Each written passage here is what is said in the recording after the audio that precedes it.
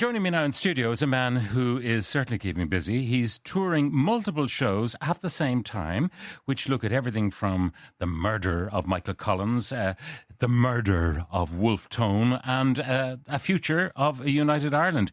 They're not just historical projects, because they've plenty of music and imagery, and even the use of AI is dragged in. Now, the show, I Can't Believe It's Not Ireland, looks at a united Ireland, what it might mean, and spoiler alert, the capital will be in Athlone. Paddy Cullivan, good morning and welcome. Thank you, Pat. Good morning to you. Now, most people will remember you from The Late Late Show. You were the leader of the band from the Camembert Quartet, but you are something else entirely. You're something of a history buff, and you're a touring entertainer. That's it. I left The Late Late in 2019 after 10 great years, and I decided to put all what I call my talents together, which is, graphic design. So my shows have 300 images in them. My songwriting, so they have original songs. Comedy is in there, but also very deep historical research and stuff that really challenges the Irish brain. What was the first show you did? First show was The 10 Dark Secrets of 1916. And that was because the centenary was so awful, I felt we had to respond somehow. Yeah. And what were, even some of the 10 Dark Secrets? Well, they became the murder of Michael Collins, which was about Ballinamore. And in the murder of Wolfe Tone, we've been told Michael Collins died because of a sniper down in Ballinamore. I found out he wasn't a sniper and he couldn't use his right arm. But, these things are challenging. But we never actually said that X killed Michael Collins, did we? It's been insinuated. I mean, Sonny O'Neill did. Emmett Dalton was in the frame. He was a pal. Michael Collins died in his arms, actually, I believe. And some people were saying Emmett Dalton. No way did Emmett Dalton kill him. But you'd have to come to the show, Pat, because there's 4 suspects, and I go very forensically through all of that in my shows. So, I'll be doing that in Cavan on May the 3rd. He was killed. There's no question about it. That's the only thing. The only thing we know about Ballinamore is that he was killed, Pat. But the anti-treaty forces wanted to kill him. I mean, they attacked the Pat. You'll have to come to the show. I'm sorry to counter you here, but I've done all the research, and it's very dark stuff, and it's very strange stuff, but it's very challenging stuff. But I also throw comedy in there. I know it's bizarre, but the actual death of Collins is such a farce that it become, by its nature, it becomes what I call a historical entertainment. That's what I do. It's a game of two halves. People come, they're shocked, they're annoyed, but they're entertained. It's a mix of things, and they always come out in a high. Now, you make much of the fact that there wasn't the usual protocol around someone's death in the case of Michael Collins in terms of an inquest and all of that. None of that stuff. No inquiry, no inquest, no death cert, no autopsy. But they were at war. It's all missing. It's all missing, Pat. But did they do it for other people who were killed? They did. They actually did do it, Pat. So that's the bizarre thing. How the young leader, the most famous Irishman in the world, doesn't get an inquest, doesn't get an inquiry, and then everything after, evidence is burned in 1932. Everything after that is very strange. There's not a single bullet or piece of forensic evidence from Ballinamore. The car went missing a month later. There's absolutely zero evidence. The only people who know what happened at Ballinamore weren't there. The only people who actually saw what happened weren't there. That's all I can tell you. My goodness. It's mind-blowing, Pat. It's a conundrum. Yes, come to Cavan on May 3rd in Town Hall Cavan and you'll see. And you're all over the country until, November, December with bookings. Now let's go back then to Wolfe Tone, because whatever chance you have of getting some sort of forensic evidence from the 20th century, going back to Wolfe Tone's time when he allegedly took his own life in prison. Yes. Well, what's wrong with that scenario? It's been pushed greatly. Again, we have zero evidence. Tone wasn't allowed to be visited for 8 days. He ostensibly uses a razor left by his brother in the cell, which his brother must have been a psychic. He must have been the Fergus Gibson of United Irishmen. Essentially, I found out that the jailer and Cornwallis at the time had a massive dispute over whether to bury Wolfe Tone in Bodenstown in consecrated ground, which he wouldn't be allowed to do had he taken his own life. So there's a huge scandal going on at the time, but also we're missing vital things. Where's the razor? I mean, every single thing in Irish history has been auctioned, and yet we never find the actual razor. It never shows up. It'd be worth millions today. So, and these guys were all collectors. So there are many, many different things. And academia's battled me, everyone's battled me, but if they actually go to the show and see the research I've done, it shows you that there's a far darker story going on. Now, what do the historians think of you? Because you've been challenged by some historians. Yeah. They'll say, well, what does he know? I mean, at best he's an amateur historian. At At really best, he's a great entertainer, but he's not a historian. So where does all this come from? Well, I have a degree in art history, Pat. I have, I've done the research. I mean, the one thing that would go against me, I think, in my shows and in terms of accuracy would be to get a history degree in an Irish university. Because, to be honest, they've been pushing his history, for a long time.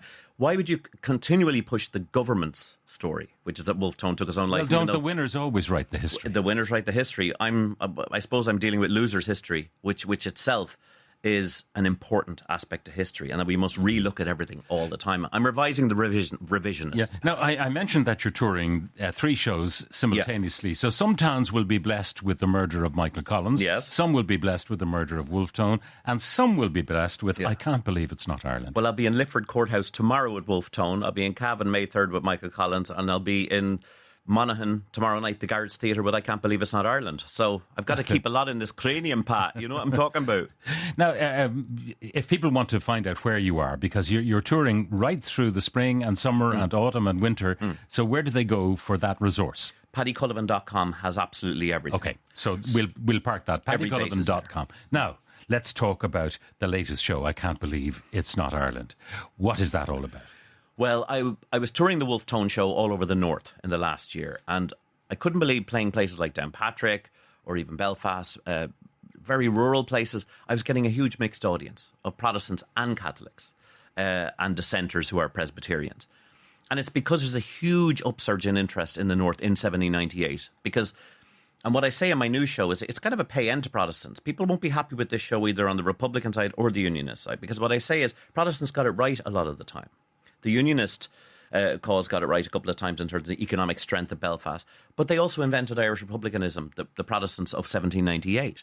You know, every big name we know, Wolfe Tone, Robert Emmet, even Charles Sharp Parnell, Thomas Davis, they're all Protestants. So for me, it's very important to tell that story, that it's not just a case of green versus orange, that it's actually a far more mixed up thing, and that many of the advances we had Enlightenment-wise in Ireland came from our Protestant and Presbyterian brethren. They were all coming to the show, Pat. And I was seeing a total disconnect between, if you listen to Stephen Nolan or you read the Belfast Telegraph or you looked at Twitter, you would think the North was like 1991. Whereas actually up there, everybody's talking about what the future might hold. Everyone's been affected by Brexit. And in fact, I'm getting these mixed audiences who all love the stuff and are all buying my I Can't Believe It's Not Ireland mugs and posters. So talk amazing. To me about your vision and where it comes from. I mean, there's mention in your blurb of AI getting involved. Yes. Is AI predicting the shape of a united Ireland? I'm merely making images. Remember, there's 300 images in the show. So the first half, I talk about the history of partition. There's a song called Partition in there. And I basically get people to rethink how we got here. So, but the second half is where I bring us into the future. What's it like? And I go from very deep questions like, should we get rid of the tricolour? Will we have a new parliament on Athlone?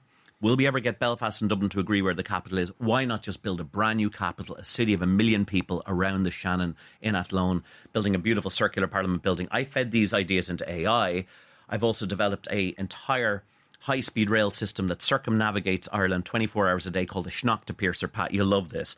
Never mind the Greens idea of 15-minute cities. You get from Galway to Athlone in 15 minutes, Athlone to Dublin in 15 minutes. Everything takes 15 minutes. What's the technology? High-speed rail, 600 kilometres an hour. Spain did it over 2 decades. We were being told that we were part of the pigs, Portugal, Ireland, Greece and Spain. Well, that's funny. They managed to develop a massive high-speed rail, the 3rd biggest network in the world. We could do that in the morning. Okay, but Athlone, I mean, that's awkward for everybody.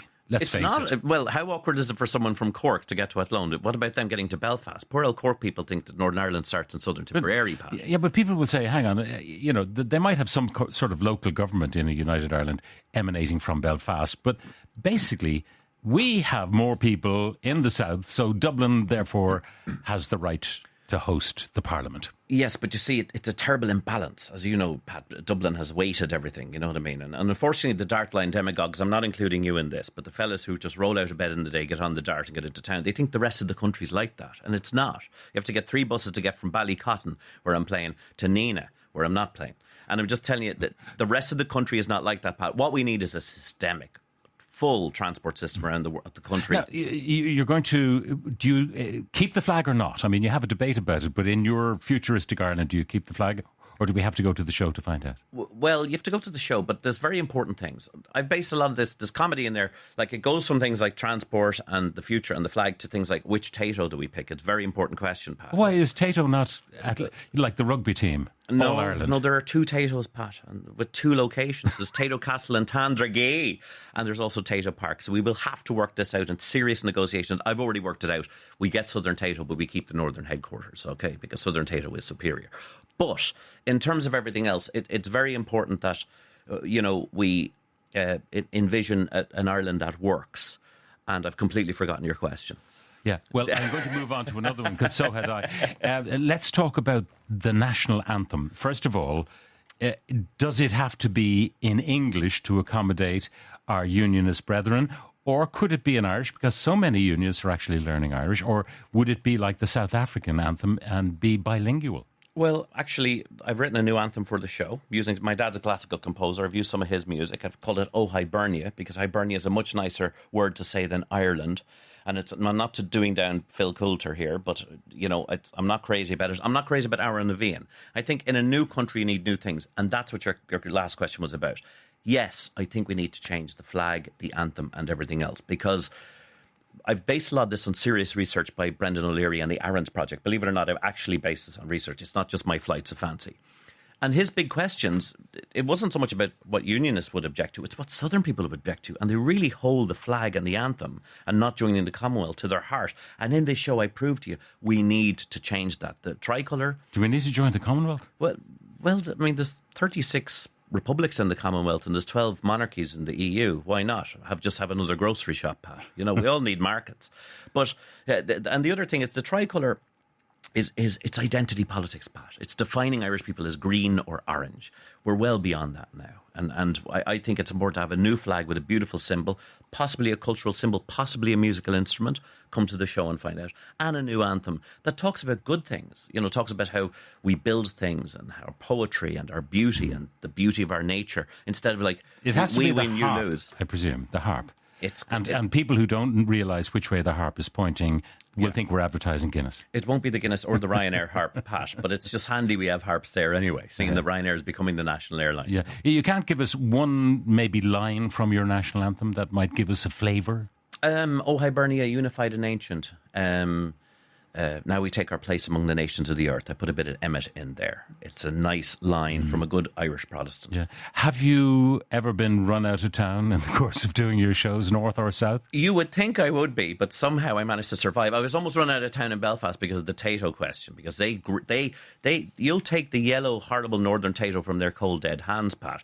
But the thing is, it's great fun. And what people have said, I've got a bunch of songs in there. I end the show with a song called I'm So High, because I try and get it almost kind of church-like. I mean, by going around these small places in the north, I've almost become like a Presbyterian evangelist. So people walk out of there on a high, singing I'm So High, and envisioning a future without blocking things, without objecting to things, just getting things done, Pat. I know you'd love that. I mean, we actually have a metro to Dublin Airport in this future in 2032. In your imagination? No, very quickly. It's all done very, very quickly, Pat, as Trump might say, because it has to happen. We have to stop objecting. Trinity keeps objecting to things like the vibrations of digging a tunnel might shake their instruments. I hope Trinity sinks into a hole and turns up in China in a month and they're exhibiting the Book of Kells in Wuhan, because there's no reason any tourist or any Irish person should ever see Dorset Street. They should get in a hole in the ground and come up to Stephen's Green. I Can't Believe It's Not Ireland is the latest show, and the murder of Michael Collins and the murder of WOLFE, the two others, all details available of a venue near you from paddycullivan.com. Thank you so much, Pat. The Pat Kenny Show with Aviva Insurance. Weekdays at 9 a.m. on Newstalk.